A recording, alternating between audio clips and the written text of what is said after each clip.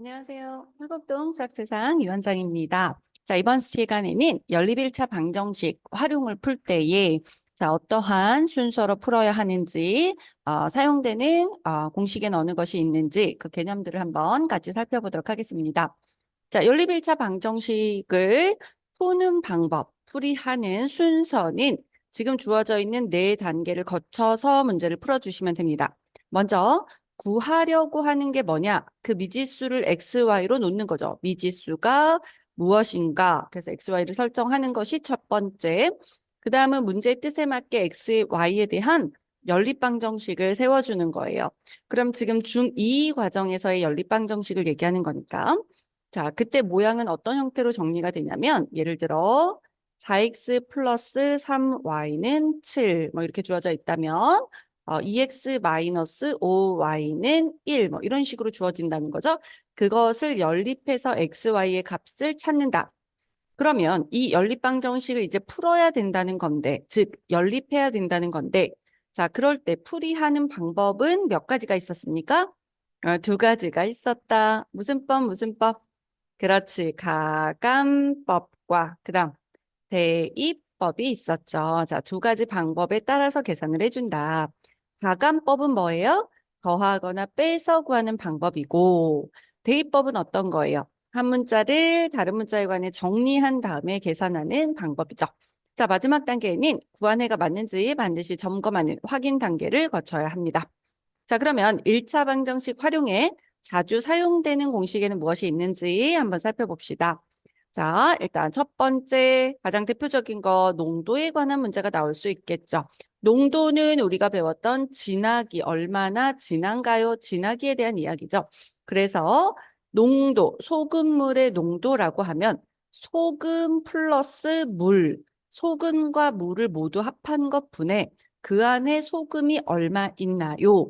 라는 비율을 구하고 거기에 100을 곱해서 백분율 퍼센트로 나타내 주는 거죠. 그래서 이 퍼센트라는 기호 자체가 100이라는 숫자에 100을 해서 0 이렇게 만들어진 기호입니다. 그래서 퍼센트 안에는 100을 곱한다는 의미가 포함되어져 있죠. 자, 다시 정리해 보면 농도는 어떻게 된다? 소금 물분의 소금 곱하기 100. 그렇죠. 진한 정도를 나타내는 거야. 그러면 그 안에 있는 소금의 양은 실질적으로 문항에서 많이 사용되는 게 소금의 양이기 때문에 자, 요게 더 활용도가 높은 거죠. 그래서 소금의 양은 100분의 농도 곱하기 소금물 이렇게 심플하게 외우시기 바랍니다. 100분의 농도 곱하기 소금물. 그래서 소금이라고 하는 것은 얘를 아무리 섞어도 예를 들면 이런 거죠.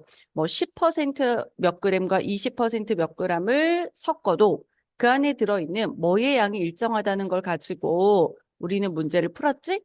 소금의 양이 일정함을 풀었죠. 섞어도 물을 계속 붓고 물을 증발시켜도 그 소금은 그대로 유지가 된다는 걸로 썼기 때문에 그 소금의 양에 대한 걸로 식을 세운다. 네, 이걸 기억을 하시고. 자, 그러면 예를 들어서 한번 우리 예를 살펴보도록 할게요. 이제 자, 연립방정식에서 어떤 형태로 문제가 주어지냐면 이런 것들이에요. 만약에 A라는 컵에 들어있는 것은 농도가 몇 퍼센트인지 몰라요. 근데 그게 지금 A에는 200g이 있고 B 컵에는 뭐가 있냐면 300g이 들어 있습니다. 자, 그래서 얘를 섞었더니 8%가 되었습니다. 이거랑 두 번째, 똑같은 A예요. A를 이번에는 300g을 섞었고, 자, B를, 농도를 모르는 거죠. B를 200g을 이번엔 섞어봤습니다. 그랬더니 이번에는 농도가 몇 퍼센트가 됐냐면 10%가 되었습니다. 그러면 우리 각각의 농도는 어떻게 구하나요? 질문이 이렇게 나왔을 때. 그래서 A를 X 퍼센트로 가정을 하고 B를 Y 퍼센트로 가정을 한 다음에 자, 이 소금물과 이 소금물을 섞더라도 그 안에 들어있는 소금의 양이 일정하다는 걸 활용해서 소금량으로 식을 세운다는 거죠. 자, 그러면 200과 300을 섞었을 때의 전체량은 몇 g이 될까? 500이 되겠죠. 마찬가지, 자, 얘도 X 퍼센트 300, Y 퍼센트 농도짜리를 200g 섞었을 때 10%몇 g이 만들어진다? 500g이 만들어지겠죠. 자, 그거에 관한 뭐의 식? 소금의 식. 자, 그럼 첫 번째 소금의 식은 어떻게 되겠어? 100분의 농도, 그렇지. 곱하기 소금물 세트가 이렇게 세 개가 세트야. 하나, 둘, 셋. 100분의 농도 곱하기 소금물. 이 꼬랑지가 꼭 붙어야 됩니다. 자, 그다음 100분의 자, 요걸 세워볼 거예요. 농도 곱하기 소금물. 그렇지. 그다음 100분의 농도 곱하기 소금물. 그죠? 그 세트가. 그래서 100분의 농도에서 멈추지 마시고 항상 이렇게 세 개가 세트라는 걸 잊으시면 안 돼요. 자, 그 다음에 섞어도 또 소금량 일정함을 이용하면 어떻게 세우면 될까? 100분의 농도 곱하기 소금물. 100분의 농도 곱하기 소금물. 그 다음 100분의 10%가 됐습니다. 소금물 몇 그램? 500g. 자, 이렇게 해서 자, 지금 같은 경우는 여기 약분이 다 되는 형태니까 이걸 다 약분을 해서 간단하게 바꾼 다음 예를 들면 얘가 2x 플러스 3y는 약분해 보면 이게 오니까 58에 40 해서 연립을 한다는 거죠. 이것도 마찬가지로 약분을 하신 다음에 저 계산을 이런 방법으로 간다. 저 소금의 양의 일정함을 이용해서 문제를 푸니까 요 소금의 양이라는 것에 무게를 더 두고 기억을 해주셔야 합니다. 자, 그다음에 이제 거속시에 관한 걸 한번 살펴볼게요. 거리, 속력, 시간. 자, 이거는 계속 등장하는 부분이긴 하죠. 모든 게 누적이기 때문에. 자, 그래서 여기 우리 마우스 모양으로 기억을 했지? 거리, 속력, 시간. 그래서 거리는 어떻게 구한다? 속력과 시간을 곱한다. 속력은 어떻게 구한다? 시간 분의 거리. 이게 분수처럼. 시간 분의 거리. 시간은 속력 분의 거리. 이렇게 분수, 분모 분자 이렇게 기억을 해주시면 된다는 거죠. 자, 그다음에 이제 평균에 관한 문제가 나왔을 때는 예를 들면 수학 시험이 있는데 수학 시험이 중간고사에는 90점을 받았어. 그래서 더 열심히 노력해서 기말에는 또 100점을 맞은 거지. 자, 그러면 나는 평균이 몇 점일까? 이렇게 얘기할 때 일단 점수를 먼저 더합니다. 숫자 몇 개인지 더한 다음에 지금 90점, 100점이면 두 개 숫자를 더한 거기 때문에 2로 나누면 평균이 나오는 거죠. 그래서 2분의 190이면 나눠서 평균이 몇 점이다? 아, 95점이구나. 이렇게 구하는 거죠. 그럼 당연히 세수도 어떻게 되겠어? 세 개를 더한 다음 개수 몇 개인지로 나누지. 네 개면 네 개를 더한 다음. 예를 들어 A 플러스 B 플러스 C 플러스 D를 누구로 나누면 돼요? 4로 나누면 되죠. 그래서 전체 총합을 그게 몇 개인지 개수로 나눠주면 평균이 구해집니다. 자, 그다음에 이제 10의 자리 숫자와 1의 자리 숫자에 관한 문제가 나왔을 때 예를 들면 10의 자리가 여기 있고요. 1의 자리 숫자 둘 다 모릅니다. 그래서 10의 자리를 x로 설정을 하고 1의 자리를 y로 설정을 했다면 자, 이것을 수로 표현을 하면 크기가 반영이 돼야 돼요. 자리값, 10의 자리라는 거. 그래서 저 x가 10x 플러스 y가 되는 거예요. 그런데 만약에 같은 건데 질문을 숫자의 합이라고 주어졌다면 숫자를 합해 보세요. 그러면 그냥 x 플러스 y로 표현을 합니다. 그래서 의미가 다르죠. 수라고 질문을 하는지 이 자연수 그럼 이렇게 들어가야 되는 거고 각 자리 숫자의 합 그럴 때 이렇게 들어가야 되는 거예요. 자, 그러면 세 자리, 100의 자리까지 있을 때 여기가 100의 자리, 여기가 10의 자리, 여기 1의 자리라고 하면 100을 x, 10의 자리 y, 1의 자리 z로 설정을 했을 때 자, 이 수는 어떻게 표현을 합니까? 100x 플러스 10y 플러스 z 이렇게 표현을 할 수 있다라는 얘기죠. 자, 이해되시죠? 그 다음 이제 넘어가셔서 그 다음에 자, 5번 유형을 한번 살펴보도록 합시다. 5번 유형은 어느 거냐면 x를 y로 나누면 몫이 뭐고요? 나머지가 뭐예요? 이런 문항이 나왔을 때. 자, 보면 자, 문항 중간중간에 연립을 해야 되는데 나누기와 관련된 문항으로 예시가 들어가 있거든요. 연립을 할 때 그 중에 하나가 자, 그러면 그거는 x를 y로 나눌 때 몫이 q고 나머지가 r이에요. 그래서 이 나눗셈이 맞는지 확인하는 검산 과정을 거치는 검산식이 있었죠. 검산식 맞는지 확인하는 식이 있었잖아. 그게 x라는 수는 자, 몫과 그다음에 누구로 나눴는지를 곱한 다음 y랑 q랑 곱한 다음 그다음에 나머지가 얼마인지를 덧셈을 했잖아요. 그래서 그렇게 표현을 한다. 그러니까 예를 들어 보면 x를 5로 나누면 몫이 있는데 예를 들어 몫이 y 그 다음에 나머지는 몇이라고 할까요? 5보다 작은 수여야 되겠죠? 그래서 나머지는 1이라고 해보자. 그러면 이 수를 표현을 할 때 어떻게 하냐면 x라고 하는 수는 5로 나누면 몫이 y예요가 5y. 하나가 남아요. 플러스 1. 이렇게 해서 나머지 식과 연립을 시키는 그런 형태로 주어진다라고 보시면 됩니다. 자, 그 다음에 이제 A라는 금액을 X% 할인할 때와 A라는 금액을 X% 이익을 붙일 때는 어떻게 달라지는가? 자, A라는 금액에 X% 할인을 한다는 것은 자, A라는 금액이 이만큼이라고 가정을 해보면 이걸 다 내야 되는데 그 중에 몇 퍼센트에 해당되는 부분을 빼줄게 이거니까 나는 그 나머지에 해당하는 부분만 지불을 하면 되는 거잖아. 그래서 내 전체 금액에서 A의 X%, 100분의 X에 해당하는 금액을 뺄 거야. 그걸 A로 묶어 놓은 것이 1-100분의 X 이렇게 되는 거죠. 분배하면 A, 분배하면 A 곱하기 100분의 X가 될 테니까. 되시죠? 그러면 이익을 붙인 거는 내가 원래 해야 하는 부분보다 더 붙였다. 그러니까 원래 해야 되는 게 이거라면 거기에서 플러스 알파로 더 늘어났어. 이만큼이 이거니까 원래 금액에다가 얼마큼을 붙이는지를 더하는 거죠. 그러니까 원래 금액에 X%만큼을 붙일게. 자, 이것도 A로 묶어보시면 어떻게 됩니까? 1 플러스 100분의 X다. 이렇게 정리가 되겠죠. 자, 그렇게 한다는 거. 그리고 원가, 정가, 판매가, 자, 이러한 문항에 대한 것들은 순서를 어떻게 정하냐면, 일단 제일 먼저 원가가 얼마인지 표시를 하시고, 그 다음은 정가, 정가에 대한 식을 나타내요. 거기에서 얼마만큼 이익을 붙여서 쓰겠죠. 그 다음에 마지막에 판매가는 그래서 최종적으로 어떻게 했는가를 적용할 때 이러한 부분이 들어가는 거예요. 예를 들면 나는 어떤 것을 만드는데 A1이 들어갔습니다. 그럼 그냥 A로 설정을 하고 나서 자, 내가 만든 것에 판매를 할 때 가격표에 붙이려면 얼마를 붙일까요? 하고 가격표에 붙이는 금액이 정가예요. 원가 다음에 정가를 확인하시고 그 다음 내가 가격표에 붙여놓은 대로 판매할 수도 있고 이게 판매가 안 되면 할인을 할 수도 있는 거죠. 그래서 최종적으로 난 얼마에 판매를 했는가라는 게 판매가예요. 이거는 이익을 더 붙일 수도 있고 할인을 할 수도 있겠죠. 그래서 두 가지 금액, 이 두 가지 방법을 모두 기억하고 있어야 된다라는 거. 자, 그 다음에 이제 원 모양을 돌 때, 자, 같은 거리로 이동해요. 반대 방향으로 이동해서 얼마 만에 만나요? 라는 표현이 있습니다. 그러면 식으로 과연 어떻게 세워야 할까? 자, 원 모양이 있습니다. 원 모양이 있는데 두 친구가 있는 거야. A라는 친구도 있고 B라는 친구도 있어. 근데 이 두 친구가 같은 방향 또는 반대 방향. 같은 방향은 이렇게 도는 거죠.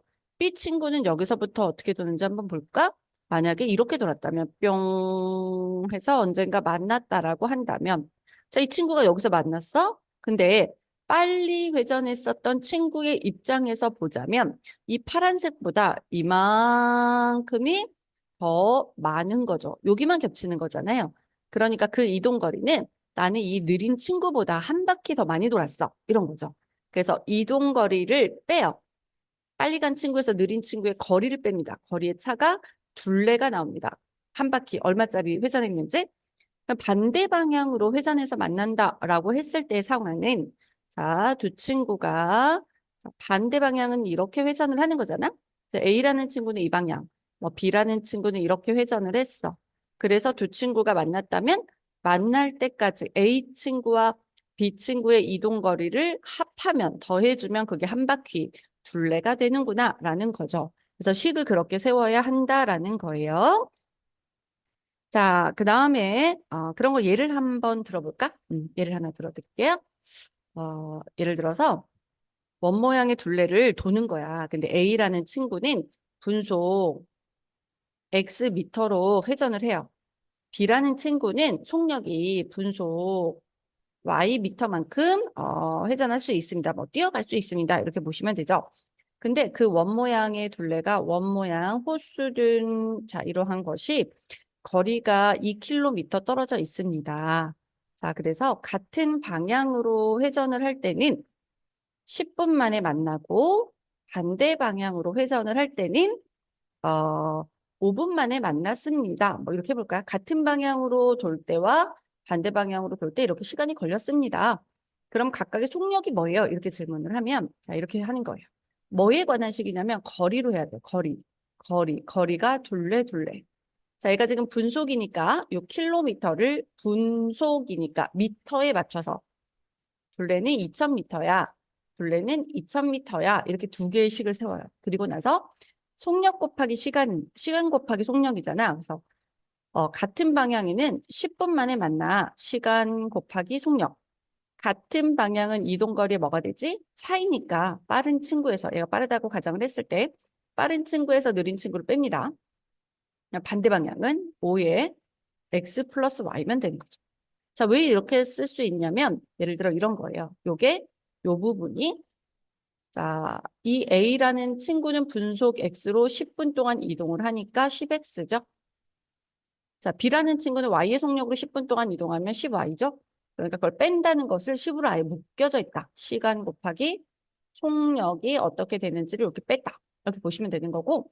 자, 이 부분은 그럼 어떻게 될까? 5x 플러스 5y. 이동 거리를 합하면 둘레다. 이렇게 세워서 계산을 하고 계산을 하실 때의 쉬운 방법은 이걸 전개하지 마시고 이렇게 약분을 그냥 해버리세요. 그럼 여기가 200. 그러면 x 빼기 y 이렇게 나왔잖아. 여기도 그냥 약분을 해서 계산을 하면 좀 더 간단한 형식으로 구할 수 있다라는 걸 기억해 두시면 됩니다. 자, 그다음에 이제 강물에 관한 문제는 어느 거냐면 강물이 있어. 강물은 흐르고 있는 부분이 뭐 거리가 어디서부터 어디까지야. 뭐 얼마만큼의 폭을 회전을 할 거냐면 뭐 예를 들어 얘를 뭐 A만큼 떨어져 있는 것을 회전을 하려고 해. 근데 이것을 거슬러 올라간다는 건 무슨 말이냐면 배를 타고 내가 이동을 합니다. 배를 타고 이동을 하는데 강물은 요 방향으로 흐르고 있고요. 거슬러 가는 경우는 이제 반대 방향으로 가는 것이죠. 그러니까 예를 들면 배가 이쪽에서 요 방향을 향해 가는 게 거슬러 가는 거고 따라 내려오는 건 같은 방향으로 가는 거예요. 그러면 내가 지금 같은 방향으로 회전하려고 해요. 강물은 이쪽으로 흐르고 나도 일로 가려고 하면 내가 진행을 하는데 강물이 확 밀어주죠. 그럼 나는 속력이 더 빨라지겠죠. 빨라지겠죠. 그럼 만약에 나는 이 방향으로 진행을 하고 싶은데 강물이 이렇게 흘러. 그러면 나는 가고 싶은데 강물이 계속 막죠. 그러니까 속력이 어떻게 돼? 느려지겠죠. 네, 그거에 감안을 해서 자, 이제 그럼 이제 거슬러 올라갈 때의 속력은 반대 방향이기 때문에 느려진다. 느려진다.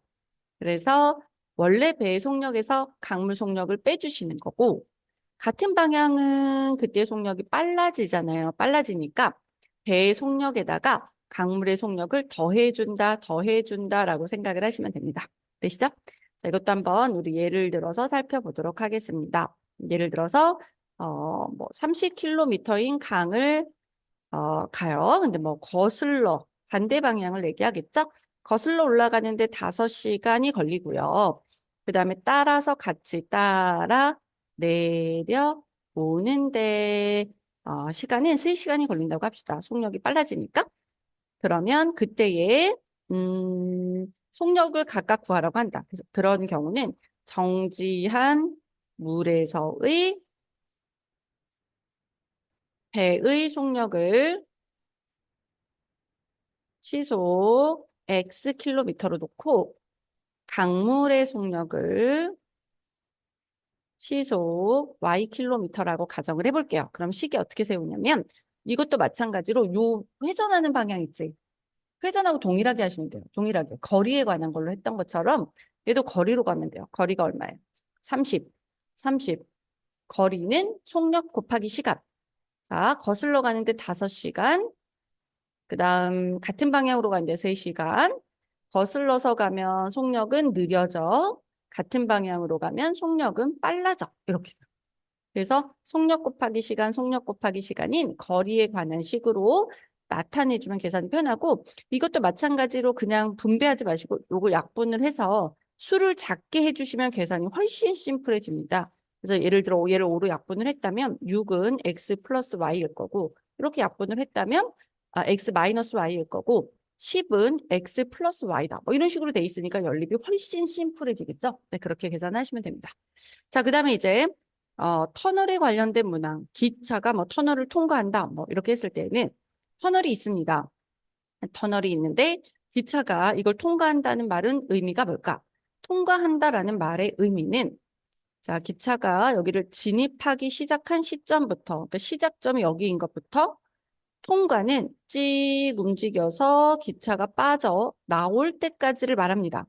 그러니까 기차 입장에서의 이동거리는 여기에서 이만큼이 이동거리잖아요. 그래서 터널의 길이에서 열차의 길이만큼이 합해져야 나의 이동거리다. 언제? 통과할 때. 그러면 통과할 때는 그런 거니까 만약에 그럼 갇혀 있을 때는 뭘까? 터널 안에 가려져서 보이지 않았다. 이런 상황일 때. 그럼 터널 안에 가려서 보이지 않는 상황이 되려면 일단 터널 안에 진입을 해서 얘가 안 보여야 돼.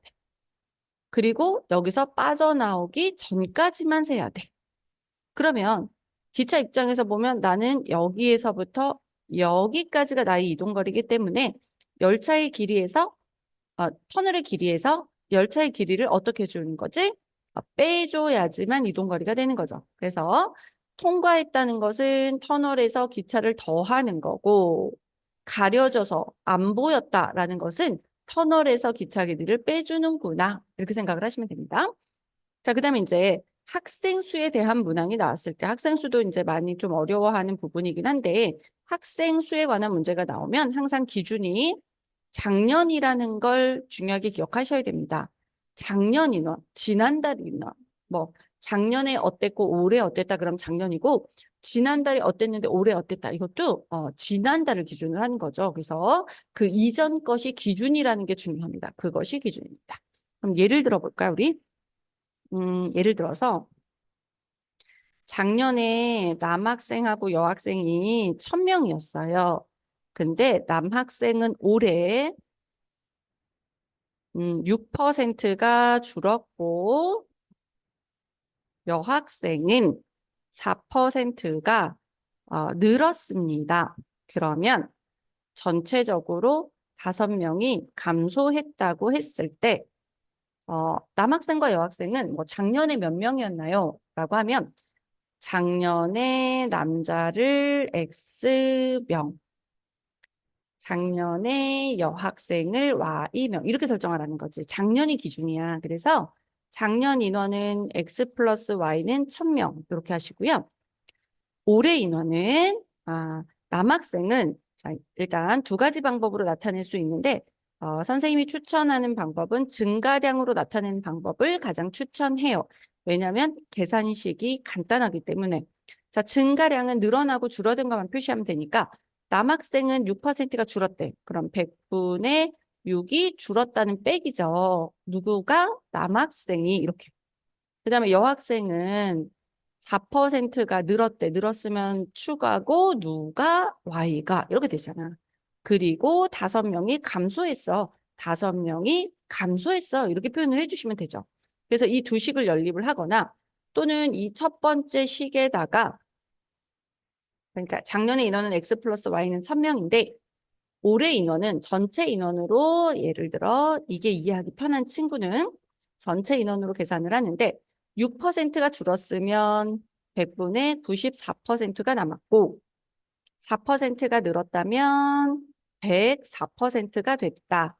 그러면 5명이 감소한 거니까 1000명에서 5명이 감소하면 995명 이렇게 전체 인원과 연립을 하는 방법도 괜찮습니다.